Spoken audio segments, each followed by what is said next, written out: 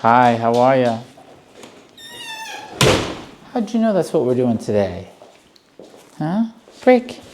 Good girl. How you feeling? You doing good? Yes, you are. Oh, you remember the lesson? That's a good girl. Okay, break. Come here. Come. That's my girl. Come here. Good girl. That's good. Stay.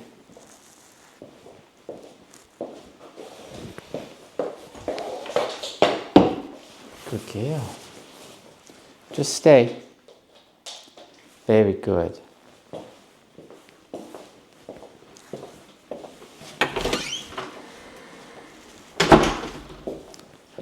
Very nice. I like what I'm seeing.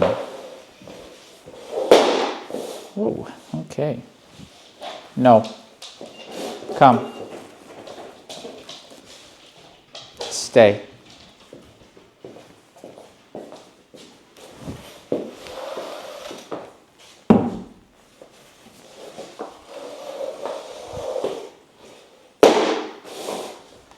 That's a good girl.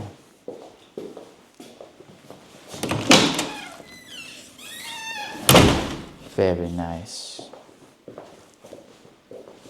Daisy. Place. That's a good girl. Place. That's a good girl. Very nice. Stay. Good.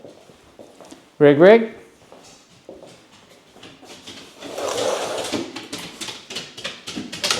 Hello. Hello. Get it, get it, get it, get it, get it, get it. Sparky. Hello. Yay. This is how we have so much fun. Good. Is it fun? Get it, get it. Where's your toy, Sparky? Where's your toy? Where is it? Good.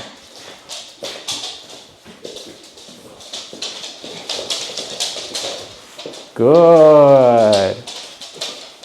Hello. Hello. What's my big boy doing today? How are you? Come here. Oh, you got your toy? Go get it. Get your toy. Good. Good girl, Daisy. Break. Daisy, break. Come on. Break. Yeah! You did it! What did you do? What did you do? Hello. You're such a good girl, aren't you? Are you a good girl?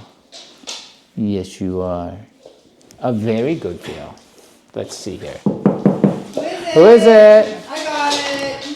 Hello. Daisy, place.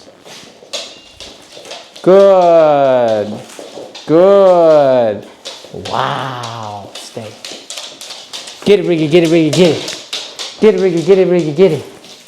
Very nice.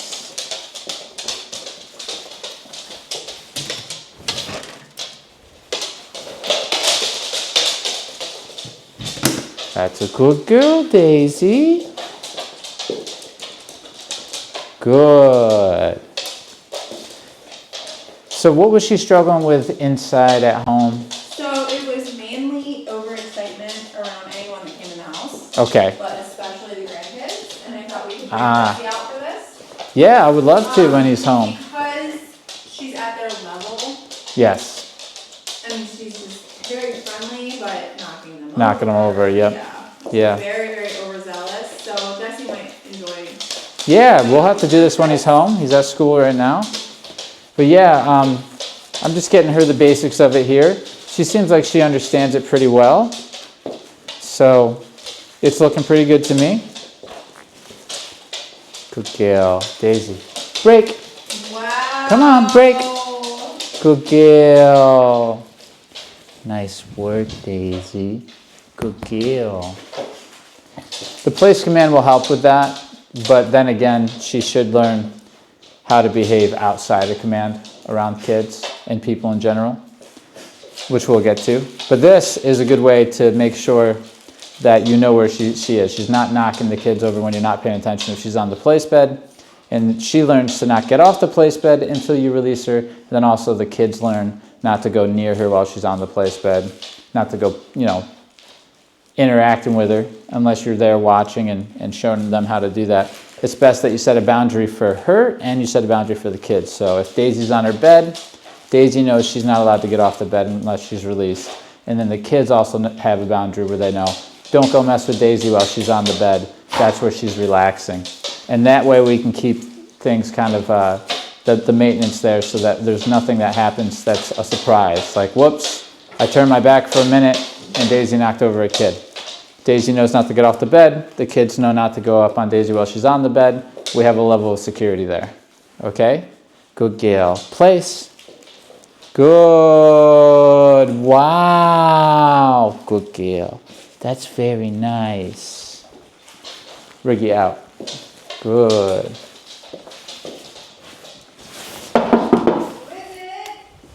Hi, how are you? Hello? Hello? She wanted to get off the bed there. She stopped herself. What's up, big dog? Good girl. That's a good girl. What's up, big guy? How's your day going today?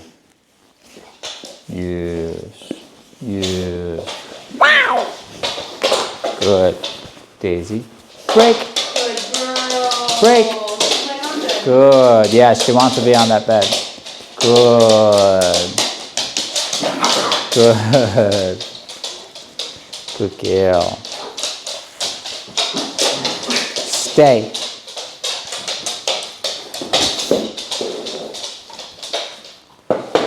Moving right along here. Good girl. Down. Lay down.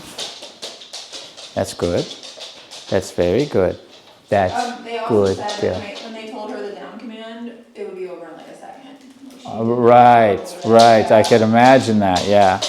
A lot of times the dogs don't want to hold the down stay. We've talked about this before. Simply because they understand that means that they're going to be having to stay, which means they're not involved with whatever's going on. You limit their options. So they say, I don't really want to do that because it limits my options. I can't just go do whatever I want. Good girl. Break. Yeah. That was pretty good. How old is Daisy? I forget. 2? She's 2? Oh, okay. Good job, Daisy. You're a good girl. Yes. Yes, you are. Down. No. Good. Good. Baby, what's that? Good.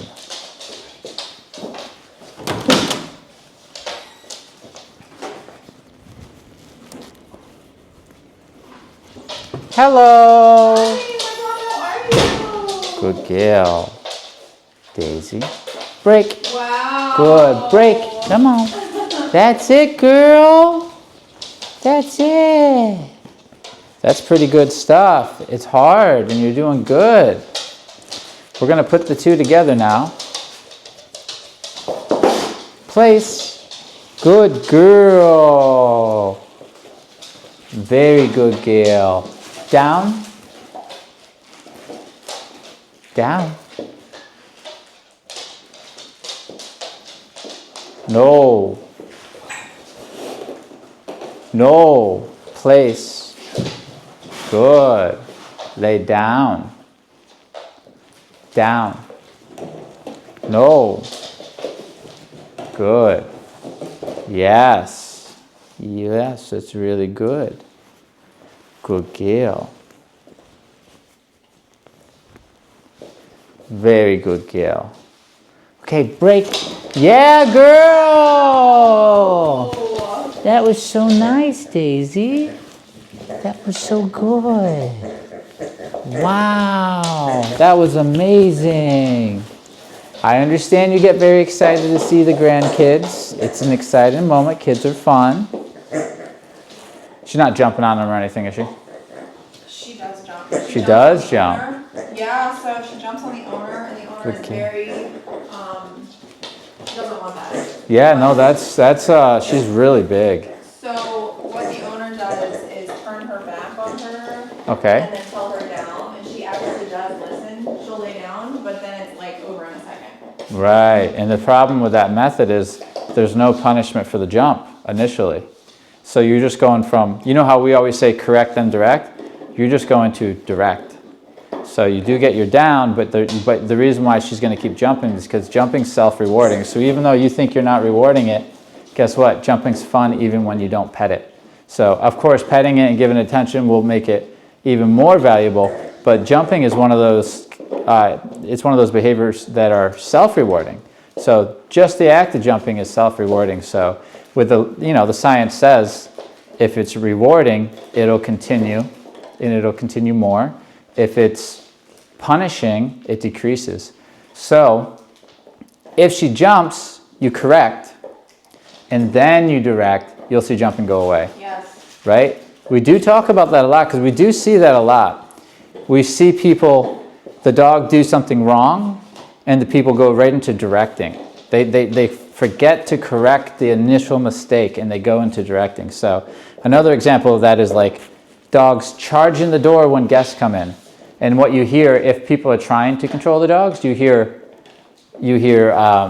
Saddle, come or down. settle or down, and that's all just direction. So the initial charge in the door needs to be corrected, and then the dog will tune into you, and then you direct. That simple change is going to make a world of difference, right? So when she jumps, there's a correction, and then you can give direction, okay? If you're just giving direction, you're going to notice, guess what?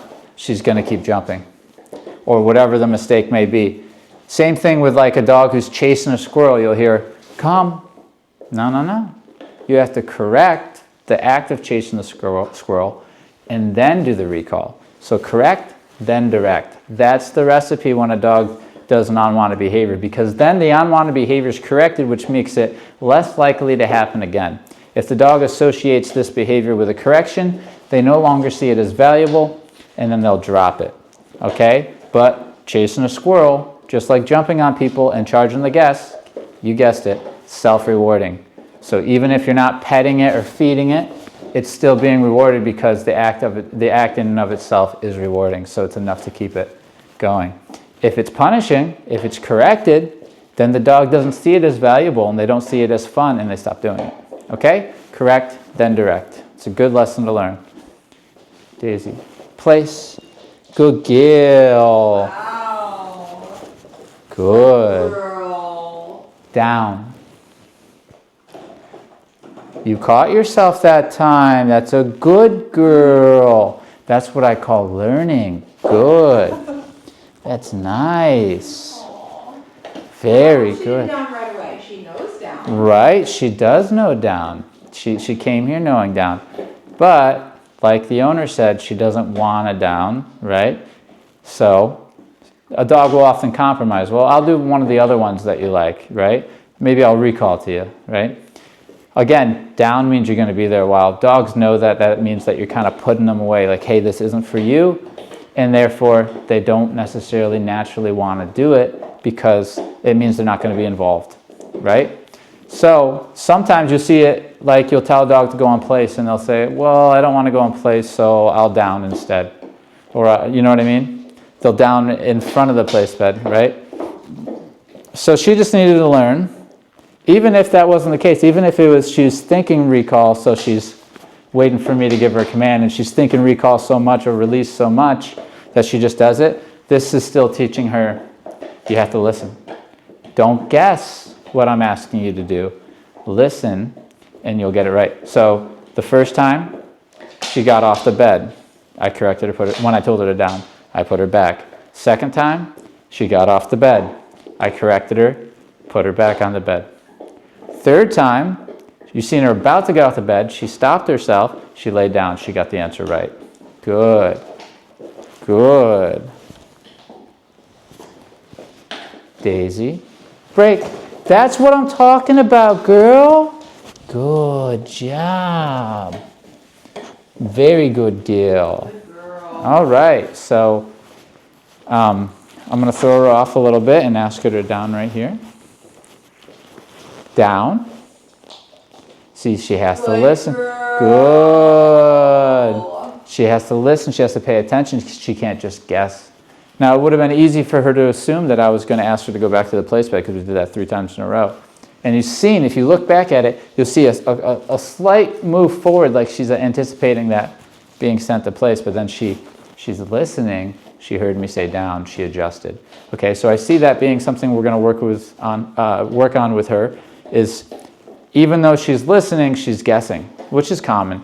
So they're assuming you're going to do something. So as soon as you open your mouth, no matter the word that comes out, they're doing what they're assuming. Instead of stopping, listening, really listening to what you're saying, okay?